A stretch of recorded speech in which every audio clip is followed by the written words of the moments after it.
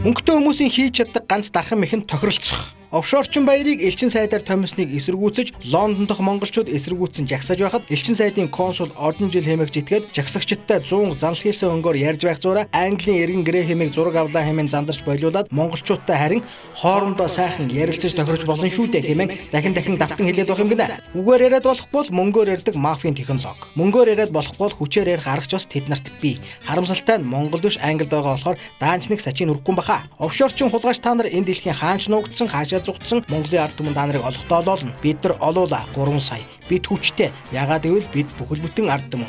Та нар сул дорой, та нар цөөхүлээ, та нар хүчгүй. Та нарын тансаглаад байгаа мөнгө чинь бидний. Хулгай мөнгөөр хэн бугаанч хүснээ хийж чаддаггүй юм. Насан туршдаа ааж ичиж нууж хааж явах тавилан та нарт заяажээ.